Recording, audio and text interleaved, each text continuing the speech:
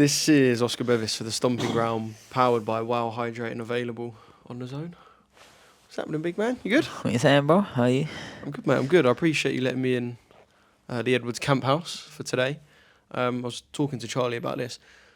Being in the hotel, having them little, "Oh, you feeling good, mate? You feeling good, mate?" conversations with everyone could probably get a bit tiresome. So to get away, bit of Undisputed in your spare time, chill, relax. Edwards Camp House is the move. Yeah, I feel like I've done it for a few fights now. I don't know. It kind of starts seeming like little prison cells, hotel rooms after you stay in them so much. And yeah, like I guess the privacy is a bit nice, but I don't think it's really that. You come to the house, you've got a washing machine, you've got a fridge, you've got a kitchen, you've got, a drive. It just makes it a lot easier. Yeah. A few more room, more space. Like the rest of the team coming and joining. So, yeah, this is where I am. And to be fair, there wasn't nothing for me on Tuesday, so I had to get sent myself to make sure I was here. You know what I mean? What sort of stuff you been getting up to in the camp house? Nah, nothing really. Undisputed's been on a bit. Do you find it weird playing as yourself? We was actually doing some dance. We were doing some dance lessons earlier, actually. Right. Yeah. What type of dance? Not like TikTok dances. Is it bachata? Bachata? Is that what it's called? I might have pronounced it terribly. I'll be honest, out of all the Bachata? things you could have said, Bachata. you'd have actually given me 500 It's guesses. it's like a Latin dance. So No, one of my friends is a proper good dancer that was teaching me. So 3 days out from fight night and you're Latin dancing. Yeah, getting my mind stimulated. Like, learning new things. Are we going to see like a Latin dance style in the ring? Do you know what? You learn more percentage-wise in the first, 20 minutes, 20 hours of doing anything than you're going to learn for the rest. You go from 0% knowledge to some knowledge, and it's hard to, ever beat that curve. So, yeah, I get an intrinsic positive feeling and reward from learning something new. Lomachenko does that, doesn't he? Puts his dancing style into his fighting. Well, yeah, that was his background, Ukrainian traditional dance. I remember when I was over there, I had the explanation from one of the lads, and a lot of their footwork comes from a quite. Have you ever seen Ukrainian national dance, like traditional? I haven't chant? properly seen it. I've seen little clips on Lomachenko. A lot of I don't know what that Stavros Flatley where you go up and down and but in control and balance, kind of similar to that, but yeah. I didn't expect Stavros Flatley to get. No, but to sort of go down and legs up and that. Kind of like that, but not as comedic. More like good steps and changing the body. Like when I was walking around Ukraine, you saw it a couple of times. There was people doing it. Yeah, I do want to ask you about Undisputed quickly. Like I said, do you find it weird playing as yourself? Out now, download Undisputed, available on PlayStation, Xbox, Steam, everything and everywhere. No, not really, because it's been a couple of years now. I've actually had the game in my house for a couple of years. I had the beta version on a games computer for the last however long, and since obviously it's been available on PlayStation, I had it even before it was out on that as well. So that feeling is probably gone, but it's it's still at the very early parts, really, in my opinion, of the whole overall timescale, because now it's the first couple of months where a lot of people are playing and finding out the direction that the game needs to be taken. The game sold over 1 million units in 2 weeks. The demand for a boxing game is there. It's just about making it balanced. I think when you have a lot of people playing it for a long time but actually trying to box, compared to now everyone's online just trying to win.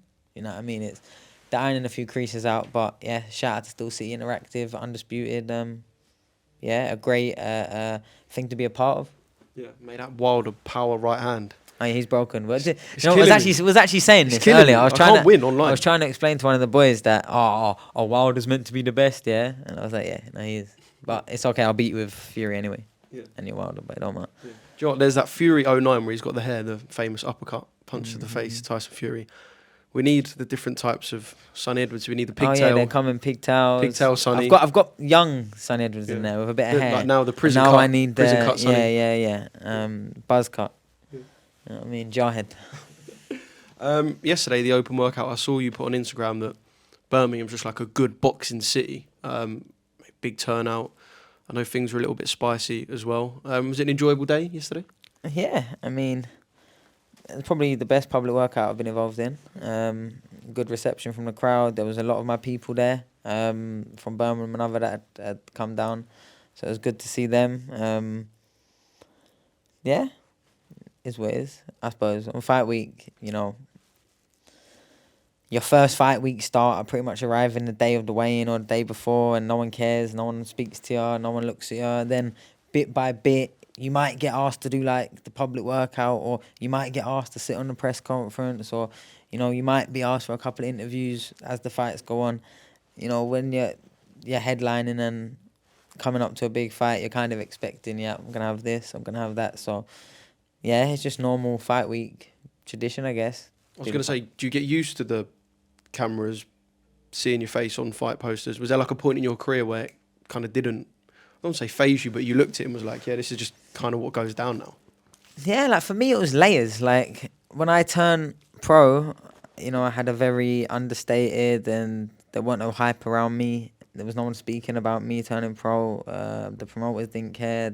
You know, no one really cared. So I had to go out there and get it, you know, brick by brick, and I had to build it. So now when I'm sort of sitting in a position where win, lose or draw, I'm still going to be the biggest name in the flyweight division, I think it's earned, because it weren't thrusted on me, it weren't given to me. I didn't have the blue chip prospect, sign them, let's do an announcement, press conference for him signing, like let's chuck him on TV. Like I had to start winning and defending titles before I got on Box Nation, my first TV slot, on a boxing subscription basis. And then from that, I went to BT and then had a few different spots around. It was in Eurosport, I was on a few others, and then now we're in DAZN. Yeah. So now it's expected of my fight week and where my career goes. But I'll be real, it wasn't always this way, Oscar. So it is quite nice at the same time. Just on your rise in the early days, I remember some of the MTK shows that, you know, I would go to and you'd be on. What do you think it was that people fell in love with aside from the fighting? Like you said, you're number one ranked flyweight in the world. We've seen you put in masterful performances to win and defend world titles, be in massive headline fights. But you need that little bit of something else. What do you think it was? Can you put your finger on what people perhaps fell in love with that made you... Because it's hard as a flyweight, you know that. What was it that made the British public go, actually, yes, I need someone I want to pay attention to? I think a few things. If I'm honest, though, I don't think my name got known by people liking me. I think probably the opposite. There were people wanting you to get beat. Yeah, of course. There was people that was waiting 20 long fights in my career before it happened. You know what I mean? That was like getting more and more in the net. Was their celebratory night. You know what I mean? You know what I mean? He's a few fans' favorite fighter, I'm sure. But what I will say is, I turned over. I was earning £1,000 for a fight. No one in my division really like big fights to start aiming for in the future. My brother was probably one of the biggest names in the world at flyweight. There wasn't no big events really. There wasn't no, you know, big push for flyweight storylines. It just wasn't really there like before this last 10, 12 years.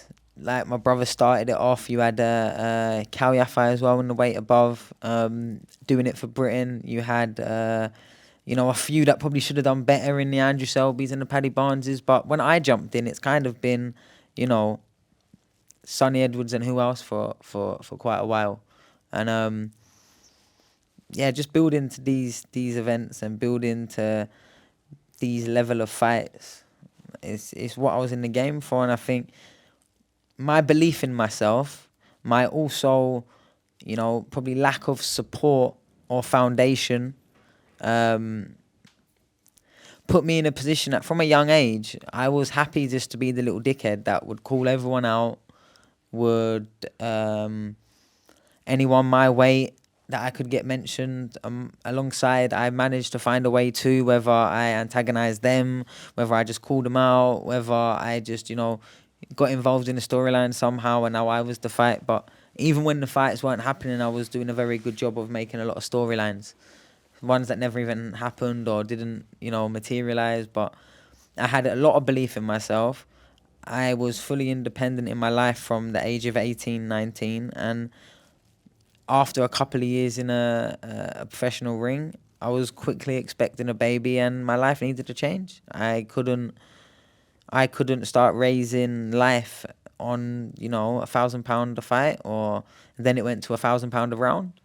But I had to go from that fighting, no matter who I fight at, it'll be for that, to, you know, building my name, building my reputation. And the way I did that was be ready to take any fight, make the fights discussed, make people talk about me from their side, make people talk about them from my side. And then when I could ever get a fight, take it. That's why I've always been like it. You know, if you actually really look at my career, and if someone sat there and went through every single fight with me on like what happened, why that opponent, and I always pick the hardest. I always pick the highest ranked. I always pick the one that would do the most.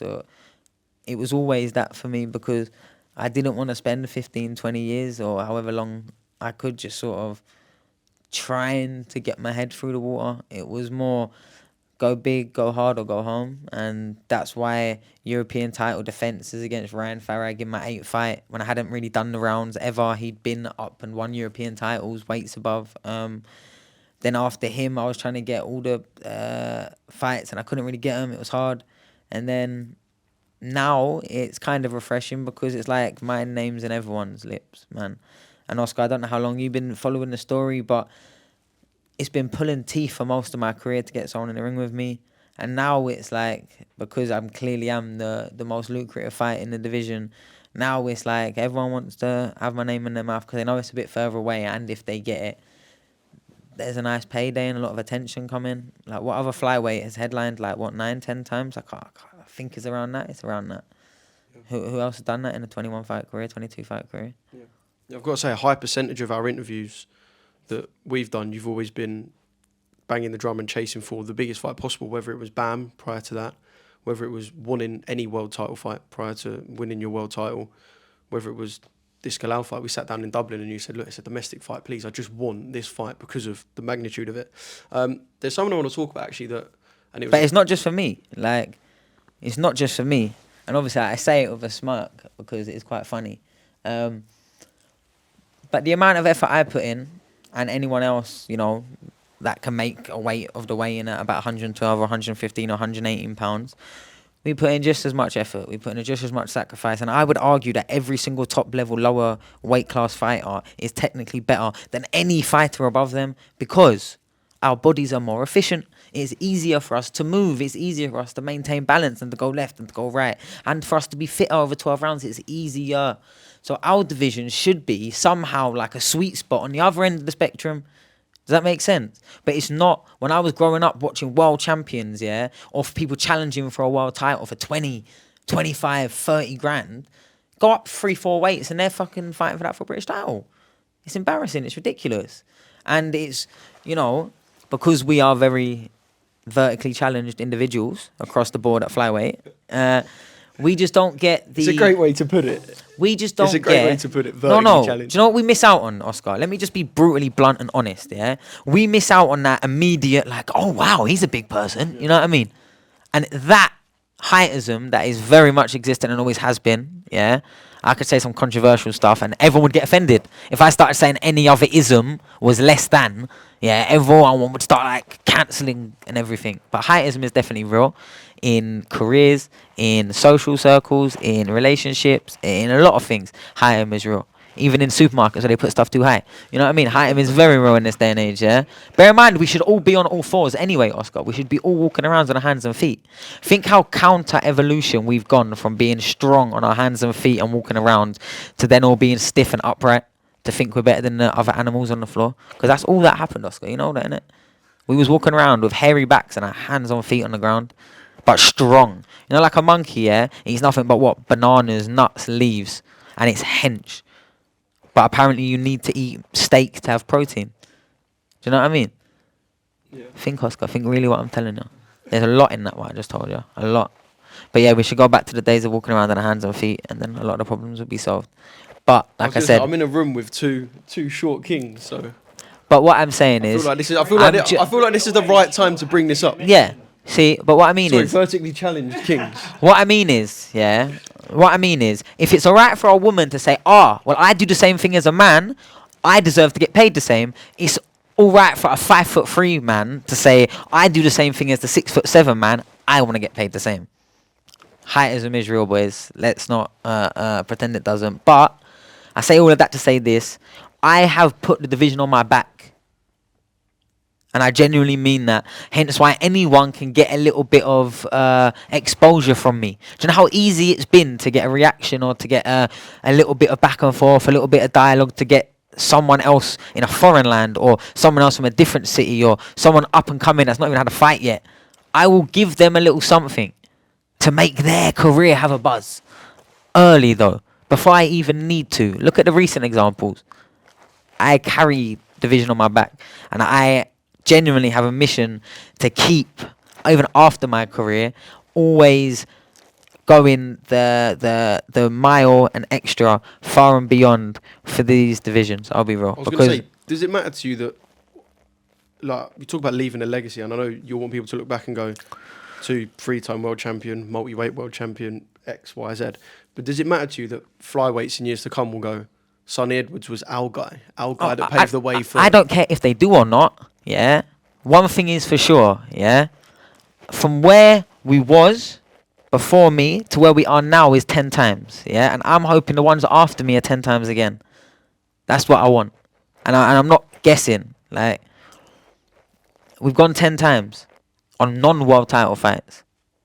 Do you understand? Like, it's different now, and they know it's different now, hence why the arenas are different now, hence why the exposure is different now. But they can't just be one. It has to be the whole, like, the division comes together. That's what fighters, when they convince each other, they hate each other so much, yeah? The division requires all of you. If you just have one fighter and then no one else to talk about, worth talking about, there's nothing even for the fighter. There's nothing for him. You need different levels. You need comeback stories. You need the veteran. You need the up and coming. You need all of these. You need a fleshed out division. You don't, like, and all you need is the light span on it. And, you know, anyone that boxes at 112 pounds, 115 pounds will suffer from that slur that gets chucked around so much, small man syndrome, which probably means why we fight each other a lot quicker. Do you know what I mean? What? I can beat him. He's my height. We walk around competing in our heads and physically out there in every other aspect of life apart from the boxing ring with people much bigger than us, Oscar. Do you reckon there's a complete lack of fear in the flyweight division? What do you mean? Like, as in, a heavyweight might look at another heavyweight and go, I'm big, but he's... Nah, definitely not a lack of fear. Definitely not a lack of fear. But I would definitely say more like... just not... I wouldn't say not the fear. One, probably a lack of opportunities, so you don't really have that many places to go. That might be one part of it. But also, like, I'm 5'3", yeah? I would, at some points in my life, have to step out of weight classes and height divisions in, you know, aspects that may not be considered my sport. And in the greater world, I think I can compete with people far bigger than me and far heavier than me and far taller than me and et cetera, et cetera. So now, just like everyone else does, you ask me to fight someone that's like my height and weight, I'm confident with anyone in the world and always have been. Yeah. Because, you know what I mean? They're 5 foot something. And they don't weigh that much. I was going to say, would you knock out Eddie Hearn? Do you know... How quick? No, firstly, before we get to the Eddie Hearn part of that video, yeah, Oscar, I want to know why Sonny Edwards is the name of the, like, bottom benchmark. I don't think it was bottom benchmark. I think it was... He went from, who was he around? He was saying these names, and he goes, would you even beat Sonny Edwards? Would you even beat Sonny Edwards? Like, you know what I mean? Why am I the bottom benchmark? I feel like Eddie's been dishing out... Like, there's worse flyweights than me. You know what I mean? I think Eddie's been dishing out heightism, as you called it. Heightism is because a thing. I don't think he was looking and going... Heightism, do you know what, yeah? Let me pick a low-grade Heightism is so real. Like, I wish I could actually sit here and, like, go into it, yeah? But I can't be honest. But heightism is so real, you know. And I say it with a right smile because I like being small, yeah? I do. But doesn't mean that I can't see it. And I'm going to start a campaign that just how everyone else gets cancelled and you can't say this about them or this about them. Like, we're going to... No one's allowed to mention anyone's height from now. because otherwise I will be grossly offended. So, you know, I don't want no tall, small, big, large, little descriptions. I think all them words are offensive to me and my people, which is, you know, the community of people under 5'6". So we get greatly offended when people, you know, boast about their height or, you know, can dunk a basketball. It really grinds our gears, Oscar, all of us at the same time. And Well, all I'm saying is, if we all got together, all the people under like 5'6", 5'7", if we all got together and formed the army, yeah, I reckon efficiently we'd take over the world. Because there's quite a lot of us, especially when you look at like some of the other countries. Like, look, why will I go to America where there's a lot of Mexicans and be championed? Because I'm a foreign fighter, world level, that's come over and competed at the highest level. Why? Because 50-60% of them are around the same height as me. Does that make sense? No, I'm being real. Like the Filipinos, the Mexicans, the Nicaraguans, all the countries where you see all the best flyweights and loads of them in the division, they've got a maybe naturally smaller populace. So therefore we get championed more. Look at Japan. The superstars are the flyweights and the bantamweights. The superstars though. The ones that headline the main card of the year is always like a flyweight, a super flyweight, a bantamweight. They get championed. Why? Because they're the champion of their people. But, you know, we live in a different mindset over here in this Western world. And I think a lot of people see me and then, you know, they'll probably look at them being better looking than me or taller than me or stronger than me or all of these things. They could be better. And then because they start seeing some enjoyment out of my life, I think it really rubs them up the wrong way. You know what I mean? And then anything I've got is only because, I don't know, I've got money or this or that. You know what I mean? And I think that, not to make it all about me, but I think that happens everywhere in life, in the world. You know what I mean? You almost made me feel sorry for you. Yeah, well, you should. That little discussion. You should. I know the Stomping Ground will push this cause that you're going for because Charlie's about. I'm telling you, heightism is real. I'm telling you, heightism is real. 5'2". I'm over 5'6". No, Charlie Parsons he was talking about. Oh, sorry. Yeah, Look at Charlie getting. Look at him getting offended. Look. There you go. See. There you go. Heightism is real. Heightism in action. No. End heightism. Look at that picture over there. War is over. Heightism is over. I've ended it. Now, because when the flyweights start hitting all the world champions earning hundreds of thousands just by getting to the world level, then my job's done. Yeah. And that's what I want to achieve. Yeah. All for the greater cause. Right. This video that I want to talk about is something I saw on DAZN, and I want to word it right. So, Galal said about the sparring between you two, if anyone is lying, it's Sonny. Oh, no, but do you know what? Yeah, I saw that clip, yeah, and obviously Matchroom, they're very good at... If anyone... Is he hinting at something? No, I don't know. To go, if anyone's lying, it must be Sonny. What I meant by that is, the way I see all the spars go, by around 7 or 8 onwards, he falls off a bit. And now it probably got worded in a way and framed in a way to him that was a bit more offensive. But he's a very good fighter. And it doesn't mean that he's like, you know, fucked as in, you know, I'm battering him. No, it just means like he's more tired. You know what I mean? I meant it loosely like that. And I think we've been consistent. Like, it's always competitive, good spars. I actually hate talking about sparring. I'll be real. Like, but if you ask me my honest opinion, for me, in the spars, round 7, 8 onwards, he's fell off a lot from rounds 3 or 4. Is what I will say. That's the only part of I meant on that comment. But he's still very good. Still very dangerous. Still very strong. I've given him all the credit, all the praise, but obviously you get this close to a fight, there's high tensions, he's sitting in front of a camera with a room full of people, and just as he's answering a question and going, well, he said that, you know what I mean? So I get it. I don't care. I know what I believe and I know what I think. I know he's a good fighter. This is a good fight for the division. So I've given him hit. Imagine if when Eddie Hearn sat down and went, oh, son, you want to do the Galal fight next? Instead of just going, yeah. Imagine if I went, he's only had 8 fights. What does he offer me? I want more. No, I want this percent. No. If he's earning that, I need to be... Could you imagine if I started going off like this? This fight would have never happened. With me, it's who the promoter wants. Oh, it's Galal this time. Okay, we'll fight Galal. Yeah. And that's the long and short of it. And after this fight, it will be the same. Win, lose, or draw.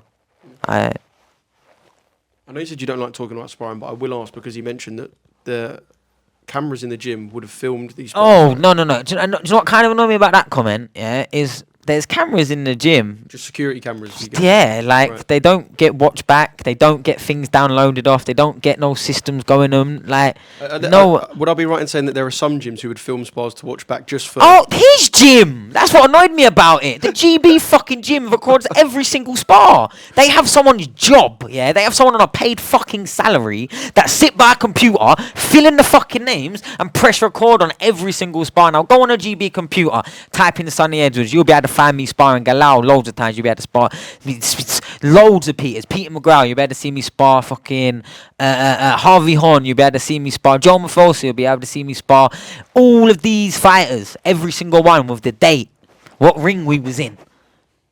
That's his gym. You released the spars. I ain't got access to them. Just go back to your gym and type my name in. You got all my spars that I ever did in a GB, like, and all the competitions they've ever seen anyone. They have it and they put it in their system. It's someone's full-time job and it's lottery funded. That's why this whole shit's not fair. About is he ready for me? Am I ready for him? I'm literally fighting the flyweight Ivan Drago, except he's not from Russia. You know what I mean? He's not from Russia. He's from the setup. You know what I mean? He is a handmade development of the GB system in every way. He never got out of an ABA semi-finals before he was in the Olympics. How? He went in them twice and lost to two people that was on GB. You tell me how, because Rob was making the decisions then, manages him now. I'm really interested in what's going to come out in the documentaries surviving Rob McCracken. That's what I'm interested in, because how favourites and like that is what it is. We're here now, it's the fight. But yeah, that was the comment that annoyed me. Where do you think Rob McCracken was yesterday? Same place he was last press conference, same like. But I'll be real, and it's hard because I like Rob. I think they're all good guys. Do I you like think because of Galal. what's been said in interviews and you shedding Yeah, light on what you believe to be unfairness, I'll be real. that's think why he's staying away. I think he's been advised, if not told, stay out of all of the back and forth media, because there doesn't need a big spotlight that the Olympic amateur system that sieve through all the participants in amateur boxing, decide which ones to take out of school or take out of factories or out of work to go get a full-time job and fight for the GB team and travel the world and have everything paid for them. They don't want the light shedding on that one man who earns a ridiculous amount of money a year organising and orchestrating all of this, also makes the decisions in 2016, signs the fighter in 2021, and is now walking him into the ring with me with my childhood trainer when I was 13, 14. It's not fair. The system's not fair. Because me, my trainer, we've got lives. We have to consider, like, and it can say, oh, well, to be fair, he got himself in a position. Yeah, but how? How? How is he in that place for so long? No changes, no... How? And like I said, I like Rob on a personal level. But for me, this is a whole much bigger pyramid. And Rob is the part of it that integrates between the boxers and the squad and the people above him. Now, what I'm saying is he gets a great benefit. And the fighters also do too. They have the state-of-the-art facility in GB English Institute of Sport. They have everything there. They have those video cameras that he was pointing at in my gym, but except they do record, and they have your names. And they've got a whole computer system, yeah? My brother was over on the ground in the corner in there, was on a GB system for 6 years. Charlie, how many spars do you reckon they could watch of yours right now? Hundreds? Maybe 1,000? Against Yafai, against probably Tommy Starr, and all the fighters that ever came and went, they can find them from when Charlie got on there about 2010 or whenever it was. So when they're talking about systems and sparring, yeah, they think it's so easy because they've got that in their gym. Mine's a CCTV camera in the Steel City when it was. You know what I mean? Like, come off it, man. Got physios and they're all government paid, lottery funded. Like, for me, this is a complete misjustice that this can happen. Like, okay, at the professional level now it doesn't matter. What I'm saying is, in the amateurs, look at what I was putting up with in the amateurs 8 years ago when I was just trying to be the best amateur boxer I could be. Yeah.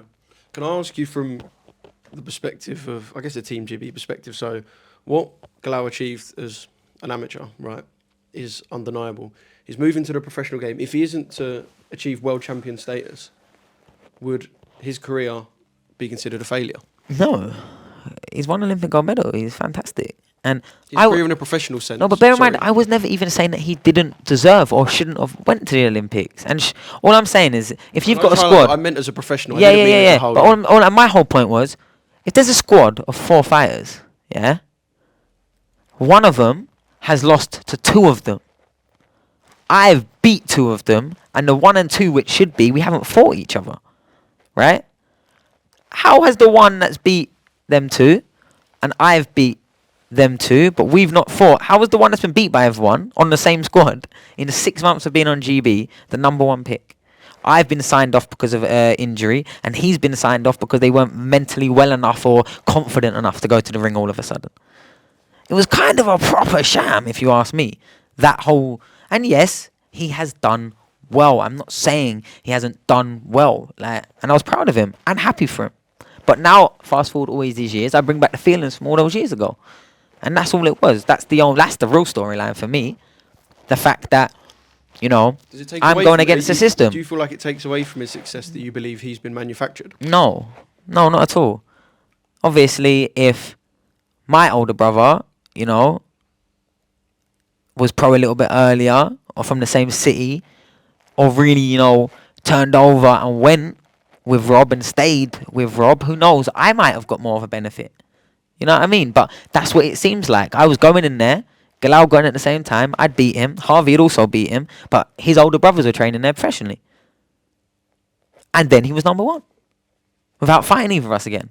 So they can make the decisions all they want, but understand it's just a person making decisions. But the talking point of the whole storyline really is that, in my opinion. And he's a great fighter. I've never said that he's not. I respect him and I do like him. But this is the fight business, and we're about to fight on Saturday. We can be friends after.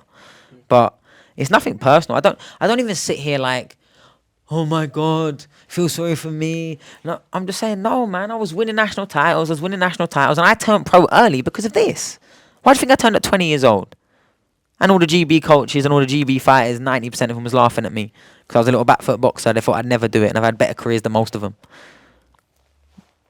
But I turned over because there was nothing for me on GB. I was clearly not having a look in. I was clearly not.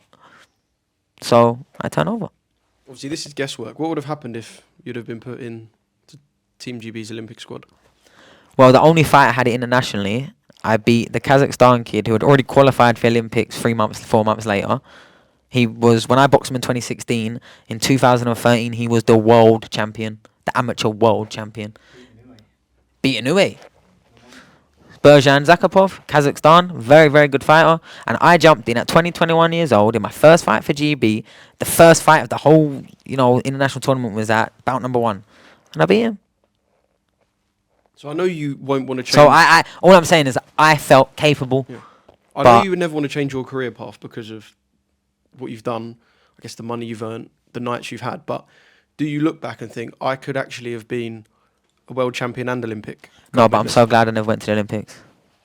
I'm so glad I never went to the Olympics. For me, that's the other side of the world. Not the side of the world that I want to be on. For me, that's, you know, conspiracy theory hour. But for me, the Olympics, them big organised infrastructures of sport, is nothing but evil. And those 5 rings, to me, is the mark of the beast. As close to it as a sports person could have. Yeah. Has he got more chance of knocking you out than you have him out? I don't know. I don't think so. Because I know he digs, but I would never say that I've ever got out of a ring sparring him thinking, oh, he hurt me there. I know I've done it to him a couple of times. I know I've sunk him to the body a couple of times. So, who knows? But we're both tough. We both got heart. And both can dig a little bit, but we're not the biggest punchers. But I would say, yeah, he probably snaps a bit more behind all of his punches. But that's why I made the comment about the 7-8 round. Because he comes out like that, like on a consistent, steady. But by round 7 and 8, it's just not as economical. It's just not as efficient. And that's what I meant. Maybe he got disrespectful because I said he was fucked. Maybe he thought, proper fucked. But I just meant a little bit fucked. Who do you think Eddie Hearn wants to win? Now, I know this is not something that he would, of course, admit publicly. But I know behind, despite what he says about you being a matchroom fighter and Galal being a matchroom fighter, Eddie Hearn will want one of you two to win. That is a fact. Who do you think he wants to win this fight? I don't think he really cares, if I'm honest. I think there's benefits for both sides. If I win, bigger fights, bigger purses, a lot more profile globally, much more interesting fights. Straight back to America? Probably Japan. Yeah. Probably Japan. Yeah. Win this, mandatory for Taraji. So there's that. I also know that I am the easiest fighter in the world to make boxing fights with. And it took 4 months to get Galal to agree this fight. It took me 4 minutes. And that's the facts. One conversation. My ADHD don't let me last anything longer. I don't need to, what else might? I don't need any of that. Straight away, one conversation. No, that don't make sense because of this. Okay, I think it should be this. What do you think? Okay, yeah, agreed, done. And then I live up to every single word that I've put in there. I don't start, but what about... No.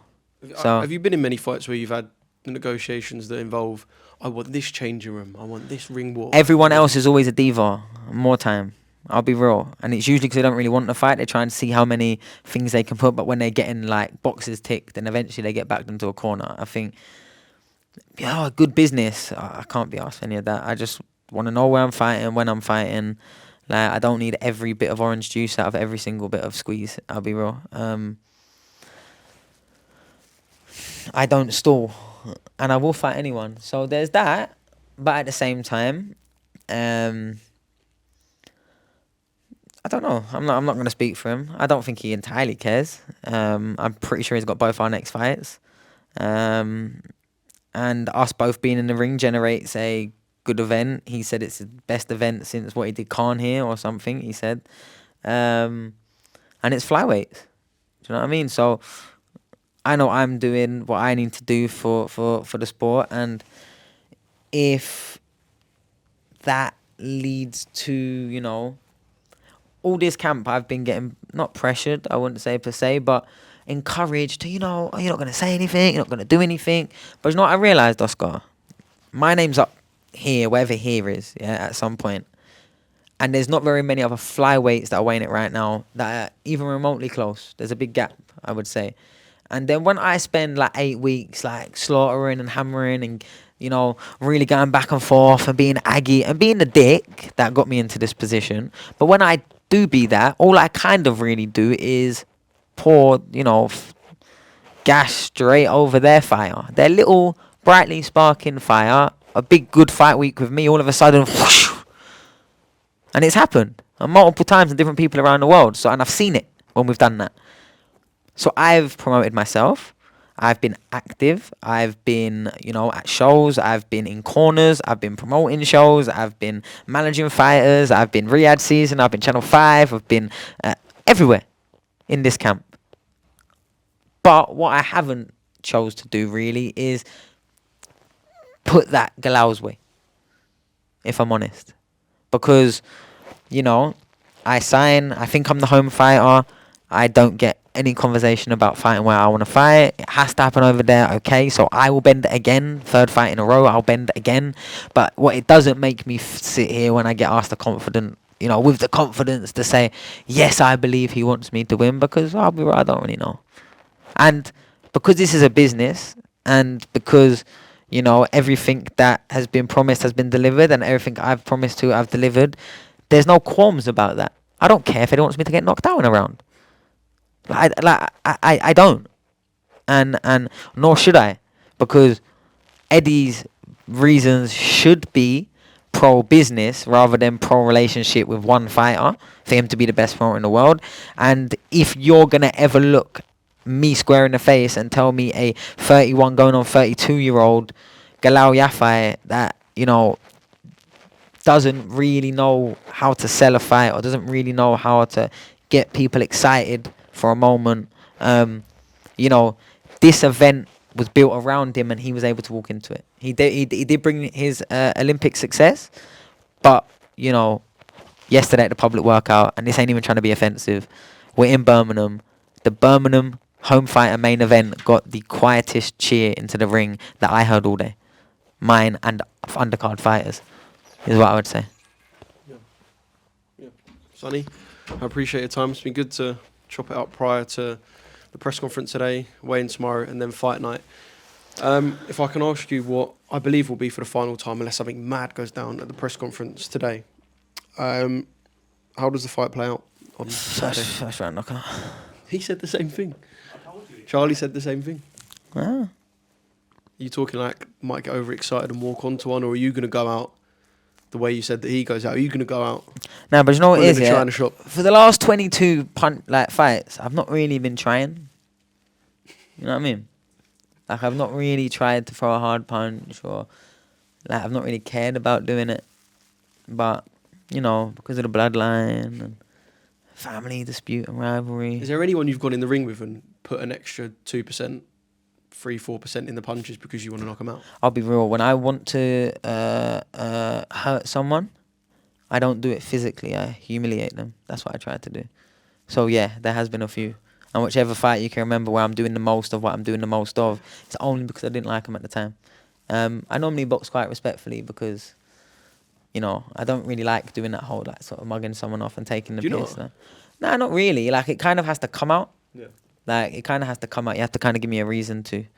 Yeah, 'cause that's when it's natural and organic. You know, if I, like, start trying to do it when I haven't really got the energy for it, it won't come off good. I've got to feel it. You know what I mean? I've got to really feel it. Are you going to feel it on Saturday? Fucking hope so.